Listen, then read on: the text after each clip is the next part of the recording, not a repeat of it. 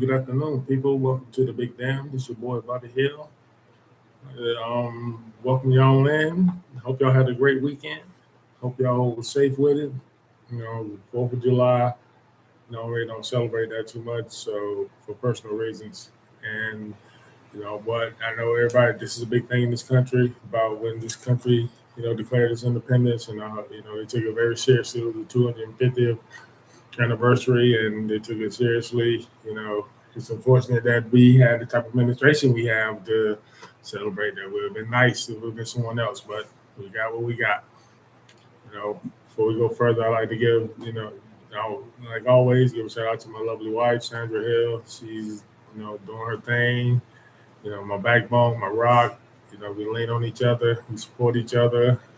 We try to wherever I go, she go. Wherever she go, I go. When I strive, when I succeed, she succeed, and vice versa.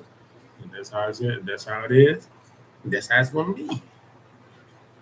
Like I said, with that being said, the reason why I don't to get back, the reason why this is a personal reason, a real personal reason why I don't celebrate that because the actual date of July 4th, the year 1776, my my descendants did not, could not celebrate their independence because it wasn't free. You know, the country may have declared itself free from, British rule, the king ruling England, but us, the descendants of Africans, the African descendants, we did not have, we were still under rule. So we did not have our independence then. So our Independence Day is June 19th. So that's it is what it is. It ain't our fault. We would, no. As Denzel Washington say, I ain't land on Plymouth Rock. Plymouth Rock will land it on us. So I don't want to get in all that right now. Oh no, yeah, no, but to get into that, some of the things that one thing that was very unfortunate this weekend, but we kind of not surprised, kind of seen it coming, but I'm not surprised that it happened. Was you seen all the white supremacists, did their march on Washington, you know, supported by the president of the United States. So, where I'm not surprised. People may be shocked, like, oh my God, we are still 2026 and stuff like this. Resume ain't going nowhere. It just morphed. It ain't. It's not as blatant. They're not shooting. They're not lynching people. They're not shaking fire hoses on people and stuff like that. But it's subtle now. No, not subtle. In certain cases, it was subtle as far as, like, in certain areas of society is like the financial sector. You see the redlining, and how banks wouldn't give loans. Shut us out of the economic system and the so-called American dream. You know Whatever that dream was, we didn't participate in it. You know, if we tried to do that American dream, damn Freddy Krueger would come out there and jump after us. You know who Freddy Krueger was back in the early 1900s. Freddy Krueger was a white man. You know, he didn't have no red and green sweater and a hat on. He had on a white hood. So that's the kind of things. That's the kind of things that it caused. It wasn't, like I said, after all the lynching and all that stuff. Like I said, was this sort of ways, like taking votes away from people.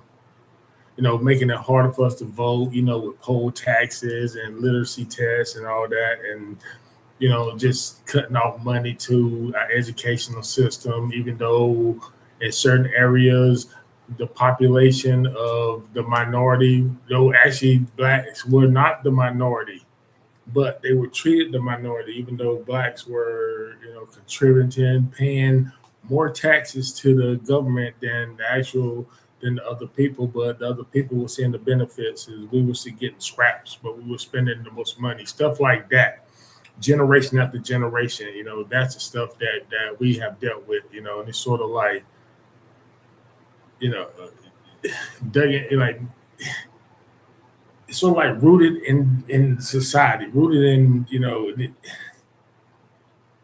like I heard someone say, I seen a quote one day, one like a while ago that says, racism is so much a part of America that if you criticize racism, people think some people, if you criticize racism, some people would take it as you are criticizing the United States. So that's how embedded it is, It's always there, and like I said, that was proof. Seeing all the white men, you know, seeing all those white men marching on Washington, and what was cowardly about it was the fact that, excuse me for 1 second.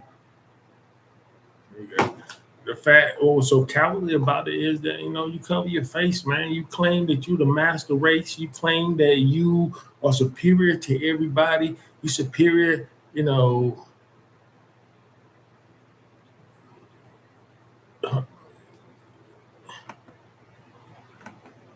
you sitting up here and I know you sitting up here and you claiming that you are the master race, that you are superior to everybody, and then anybody who gets a job or opportunity over you, it had to be affirmative action or DEI or any other thing that says that you needed help because you feel like you are superior to everybody. And if you have that feeling, if you have that attitude, why do you cover your damn face? Let people see who you are because you're scared. You hide behind screens, you hide behind masks, you hide behind hoods, so you can sit up here and be somebody, be your true self. Actually, the mask is what you put on out here every day. That's the mask. The real person is when you cover your face. That's the real person comes out. You got it all switched up and stuff. So I'm saying they got that was cowardly, man. And you seen the viral picture of the one little girl in the subway, and she's just sitting there with a whole bunch of skills. I got my eye itch. I'm sorry, I'm in the scare y'all. I ain't doing nothing crazy. My eye itch. Sorry, my eye was itching. I'm sorry. But yeah, they seen a little girl in the subway, man, just looking at all those, masked white men around her, man. No telling what was going on in her head. No telling what kind of fear and stuff was in her head. No telling what kind of things went through her head that she might have heard stories from, or heard her parents talk about, or heard her friends talk about, or heard in school, or anything. No telling what was in her head at that moment, man. I felt for her when I seen that picture, man. That's why I went viral. Because you don't, I mean, it's just sad in this country that that right there, things like that still come on, still are tolerated. Just imagine all this. You can always play the game of the what if isms. Like what if you'd be like, what if that was a bunch of black people? How would that go? Oh, for 1 second. I think I'm having a problem with my stream. I hope I'm not. Trying to see what's going on. Everything is, I think it's okay. I think. Yeah, we good. Yeah, like what ifism, like what if that was, a bunch of black people out here marching like that? We all know what the problem. We all know what the answer would be. So it's not even worth, it's not even worth saying that because we all know what would happen. But it's just sad that you see stuff like this. That people, probably telling it probably ups, in their imaginary life, the life without that mask, no telling what they are. No telling. Probably police officers, probably, students, college students, could be, judges, could be, your local business owners, could be, people who could be school board members or whatever. No telling what the range of, what the range of things these people were. The same as the people that were on January the 6th. They range from everybody, from politicians on down to damn janitors was there. And the same thing with this right here, man. And it's just, just sad. Just look at it, it's just sad. And it just confirms what we say in our neighborhood that, it's not, racism ain't going nowhere, you know. And for the people who say that, people who say that President Barack Obama, divided this country, you absolutely right. He divided this country. You know how he divided the country? Not by his words, by his image, by what he stood for, by the fact that a man of color was sitting in the highest office in the United States. And these people, these nationalists, these white nationalists who people think they're not out there, they're out there. People who want all white country and stuff like that. I ain't talking about all white people. So I don't want everybody to say, oh, you've been talking about white people race. No, I'm talking about a specific corner of people, the Christian white nationalists. Those people are the ones who got upset because the fact that a man of color was sitting in the Oval Office. Those are the ones who decided to speak up and say derogatory and to stop hiding behind the hoods and started saying derogatory things in the media and public and everything. They the one that did that. So you're right. He did divide this country. He divided to people who are progressive and forward thinking, and people who are thinking back in damn 1900s. So yes, he did. And maybe we needed that because maybe the years before Barack Obama, we see now it was all a charade. People's feelings hadn't changed, and now after Barack Obama, and I always say it was this. It was when John McCain selected Sarah Palin for vice president. I always felt like that was a change because then they started the Tea Party and all this, and it was just this movement that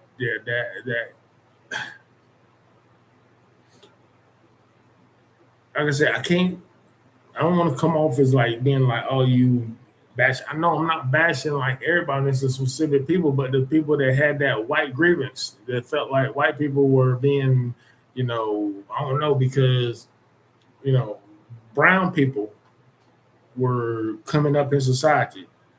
Brown people was holding positions of power. Brown people was acquiring wealth, a lot of money, wealth, and everything. It was surpassing, white people. And some white people got offended by that. And those are the ones that don't like all this, they want to see them. They don't care if, put it this way, they don't care if this person has a certain type of car. They don't care. Long as it's not better than their car. That's the attitude they got. They don't care if brown people have, as long as brown people don't have more than them. And that's the problem. Brown people have more than them in certain cases. And they don't like that. They don't like seeing that because, in the way back in the early 20th century, what they would say is if you look at all the things, you look at all what the old men used to say back there, they were afraid of Negro domination. And that's what they're afraid of. They're afraid of brown people domination. They're afraid of, even now, you look at the World Cup, they're one of the most purest, beautiful events on this planet. The Olympics and the World Cup are the things that unite this world. And even now you are seeing how people around this world treat people of color. Look at them teams in Europe. They're getting their ass kicked by a team in France full of a majority of black people from Africa. They're like people from Africa are going to stay in Africa. Like people from Africa don't travel all over this world. There are people from Africa all over this damn world that was here before we got here. They've been here. and now they upset because these people from Africa had kids and they had kids, and these kids know how to play soccer, and they are pushing these damn people who are traditionally from that country out. So what? So what? They born in that country, they are just as much a part of that country as the traditional, the natives. So yeah, it's BS, man. Like, like Africans can't go nowhere else and live. Africans all over this world. So yes, they're gonna be Africans in France. Africans migrated to Europe. So yes, they're gonna be Africans in France. They're gonna be Africans in Central America. They're gonna be Africans in the Caribbean. They're gonna be Africans in South America. Africans in Asia. You know, that's the beauty of us. We can get along everywhere. We can be acclimated. We can acclimate anywhere, any environment, anywhere. Shit, if we had to, to be Africans in damn Alaska. If we had to, we'll get along with it. We'll find a way to build a damn fireplace somewhere, but we'll get along with it. But nah, that's people. You see how people really feel, man. You see the feeling around this world. It ain't me up here trying to be some sort of, I'm not up here trying to be some sort of black power person and stuff, but I love the skin I'm in, and I love being a black man. I wouldn't want to be nobody else in this world. But I'm telling you, that's the way the world felt about us, man. You could tell, because when we win, and we win at a high rate, they swear something wrong. The guy was like, it's now the World Cup of Africa. So what? Yeah, like that's a bad thing. That's the motherland. So what? So what? If you can't keep up, then you better damn hit the lab and damn practice some more. Stop sitting up here complaining because somebody better than you. You don't rig the rules. That's that Trumpism. That's part of Trumpism. You can't win. Instead of working harder, you just rig stuff, or say stuff is rigged, or say like whatever, make some old lame excuse, whatever. You lost because you weren't good enough. You weren't good enough. Those of us who have played sports understand that you're not always gonna win. You're not always gonna win. You got to learn how to lose. You got to learn to take an L. You got to take an L with the damn with grace. This is as much grace as you take a W with. And to be honestly, in sports, there's a thin line between winning and losing. When you out here working and grinding and being basically like professional, whatever, it's sports, professional, high school, whatever. If you practice hard and you put in work and you put in that grind 24/7 like you're supposed to, there's not that much difference between winning and losing. It's just the reaction of the people around you. Your body, your feelings are gonna feel the same. I mean, you're gonna be happy. You're not gonna you be happy when you win. You be sad when you lose. When you go back to practice the next day, you still doing that same grind. It's still the same thing. So it's not. You got to learn how to have a good base inside of you. So you won't let stuff like that affect you. You won't get when you win. You won't get too high and think that because you won game 6 in a damn 82 game schedule, you think you're on top of the world. Nah, it's just another win.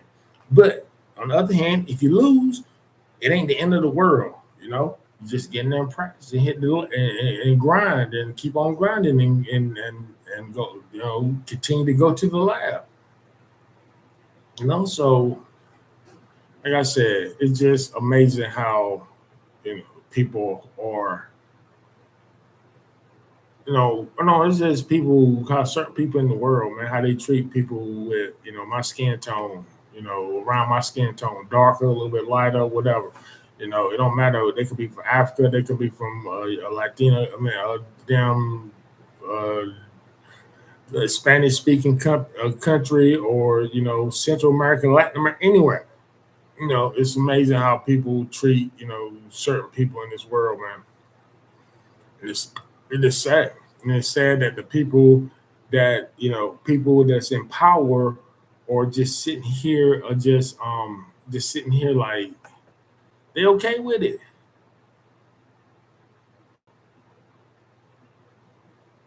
They are okay with it.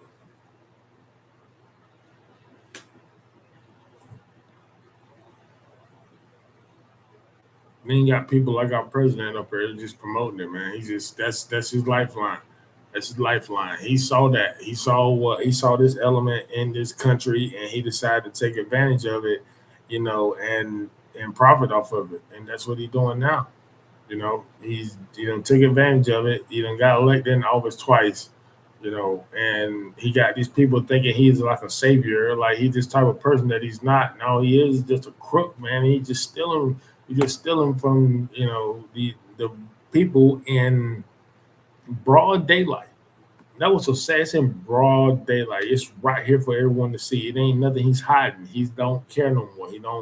He got the people in place that he want in place, and he don't care.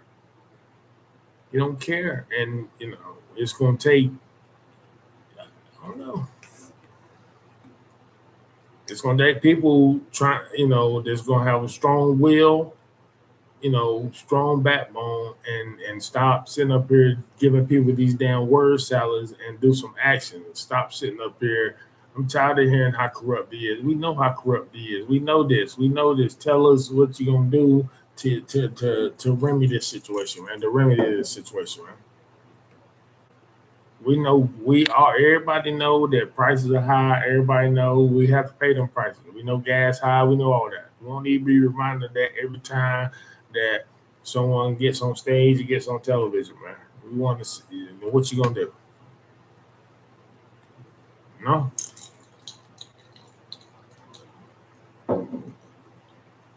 And so when you get these old people up out of here, we get these old people up out of here. Like, for instance, there's a story out now that, Mitch McConnell is, pretty bad shape. I don't report, I haven't heard this, so I won't say, I just know they say he's in bad shape. But he's been in bad shape for a while. He's been in, decline for a long time, which the reason, like this right here is another case of, how the flaw or the problem in the American political system, how this man is literally going to be allowed to die in office. I mean, why do they let these old people sit up here and be career politicians in office, man? Let these people sit up here and let them spend let them get like 3 damn. I always said since the president only have 2 damn terms, let the congressman have 2 terms. But whatever, give them 3 terms. That's for a Senate term is 6 years, so that's 18 years. I think 18 years, hell, military 20 years, you can retire. So hell, I'm telling you, give them 3 terms, 18 years, do what you got to do, get the hell on somewhere. These people have been in here since the 80s. They were born when people in this office were running government, making rules. They were born when it was segregated. And they still out here trying to make laws and stuff, man. And people don't want to they want to vote, keep on voting these people in here, man. Like I said, don't help that Supreme Court that's made it easier for, people like rich donors to, contribute to campaigns that don't, like for instance, that don't have that much money, but they can contribute. Let's say like if there's a rich Republican in, let's say like, for instance, let's say Senate seat in Texas. Let's say Ken Paxton and what's his name, John Tallarico. Let's say John Tallarico is kicking his butt in fundraising and stuff, and just being overwhelming favorite, and he's kicking his butt. A rich donor in Seattle can come up with some old. They don't even have to come up with no political action committee. There's no limit in how much that donor over there in Washington or whatever state can contribute to Texas State Senate to help him.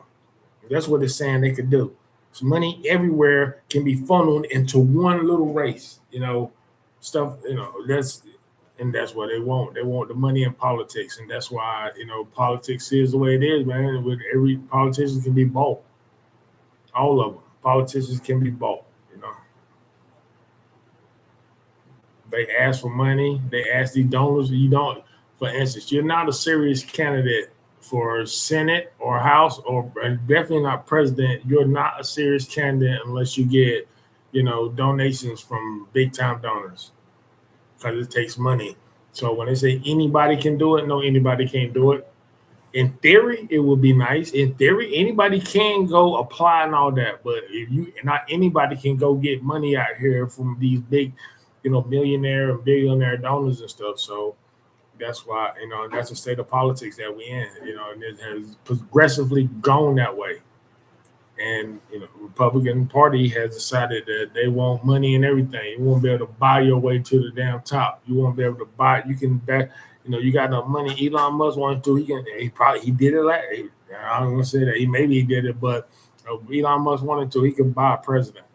They did it before, back in the 1900s. I want to think it was. Won't Buchanan. No, one of them presidents that the Titans back in the day, what were they? The Rockefeller, the J.P. Morgan, Rockefeller, Vanderbilt, Henry Ford, Kenny Vanderbilt, Johnny Rockefeller,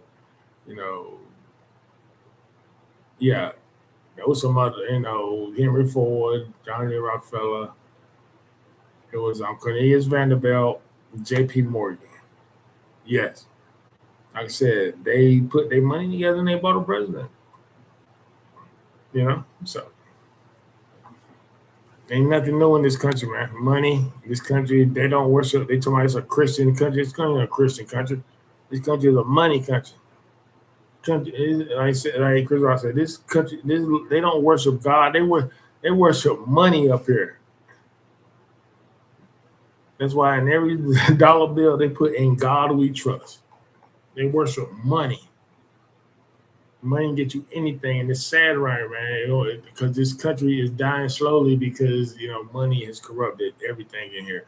You need money to, money it drives everything, drives all the evil, drives all the mistaken ambition. It drives our president to be so crooked, corrupt, and rob this country. And it's sad. It's sad to watch it. But we see it as us in my community. We just we always knew it was like that. We always knew how. We always just say, man, these people out here, they crooks. They out here, they're stealing from you. Things are rigged and all that stuff. We always hear all that stuff growing up, but now we just really seeing it. We'll see how stuff is when it comes to the midterms. When it comes to November, we'll see how things are. See how this man react. See what kind of especially if he knows that he's gonna lose, end up losing the House and end up losing the Senate. We'll see how he's gonna act because if he loses the Congress that they're gonna investigate him, they're gonna impeach him. He's gonna go through all that again, all that stuff in the first term. He's gonna go through it again in the second half of his second term. And I think he would do something crazy to prevent that. People always say stuff like, in his first term, they used to be like, they were like, well, was he going? The question was he going to leave in his first term if he lost? And now being that he has idiots in his place that will basically rubber stamp everything that he does. Like, what is he gonna do? Like, if he saw the walls closing in and he was losing, like, will he do something extreme as far as with ICE and immigration in these streets and try to cause so much hysteria that he can enforce martial law, and that right there will suspend an election. So I'm not saying what it's going to do. I'm just throwing scenarios out there, but it's like keep an eye out as some of the past say, keep that third eye open. Don't listen to what they say. Watch what they do. They tell you anything, give you the okie doke. They have you looking over here while they doing this. They're actually doing the real stuff over here. So keep your eyes open. Don't fall for that whatever these people saying. Don't fall for what the president says. He'll say outlandish stuff because he know everything he says will make news. So while he got the country and all the media, focused on this crazy thing that he said, he's really got his people over here doing the nefarious stuff. So that's that what they call it, the okie doke. So don't fall for it, man. Don't fall for that okie doke. Don't let all that craziness fool you, man. All that stuff this weekend with them, like I said, I think it was cowards. You cover your face up. Why you covering your face up for?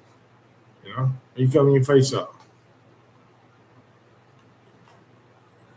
But the black people marching on Washington, we won't be coming up. First of all, we won't be coming there trying to intimidate people. We'll be coming here loading up. It'll be love. Everybody be singing, laughing, dancing. It'd be happy. It won't be no damn, just I don't know, male ego. I don't know. I don't know what it was. That was crazy. But we won't be like that. It'll be all love. It won't be no fear. It won't be nothing like that. It'll be love, hope, determination, positive energy, and everything. It won't be this right here. Divisiveness, terror, fear, all that stuff. It seemed like that's what they represented by marching like that. And that whole little spectacle, that whole damn spectacle at Washington D.C., all that, man, that was just that's division. That's the way this man is just destroying up at this city, man. Just fear, division, just it's terrible. It's terrible, man. It's terrible. And this man, he's sitting up here thriving in it. He's thriving having us divided with each other. And what's so sad is people are divided, and they're really their actual living conditions and living like their financial situations aren't too far away from each other. But this man has got you sitting here thinking because this person is a different color than you that he's not as good as you or you're better than him and stuff like that. Both of y'all sitting up here, both of y'all sitting up here one damn paycheck away from being in the damn food bank line, and you sitting up here thinking that you better than him because this man is sitting up here robbing the country from damn crypto is telling you that man is a criminal and he's worse than you. He's not as good as you. And you should have following him like a damn sheep. Instead of opening your eyes and say, look, man, this man got all this money. This man shits in a golden toilet, man. He don't know what we going through. Maybe this man out here that I'm trying to hate on, maybe he does understand what I'm going through. That's what they need to say and stop sitting up here following these idiots up here, man. They don't care about y'all. They care about the vote. They care about you donating whenever they ask for something.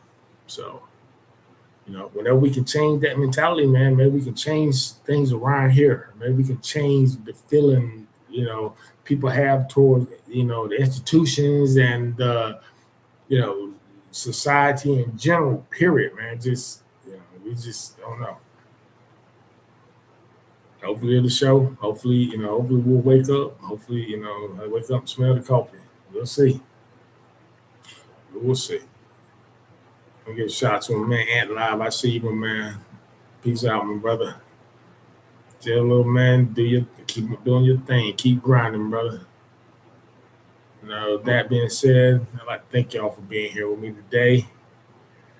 So I'm trying to do this thing again tomorrow. I'm trying to be here tomorrow. I'll do it, I know I was still going to do it Monday, Wednesday, and Friday, but, life, I had, we chilling this weekend, and wife went to Austin yesterday, so I was sort of wore out from that. And then, just try to take a break, come in here today.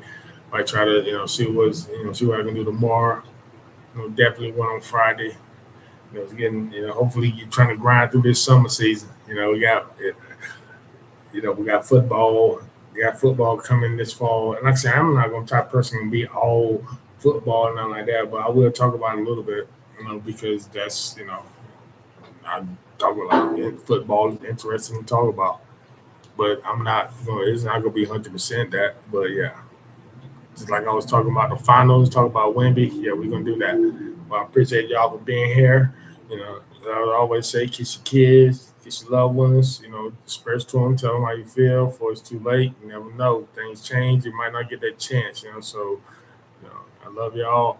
Y'all be safe out there. I'll check y'all out tomorrow. Take it easy.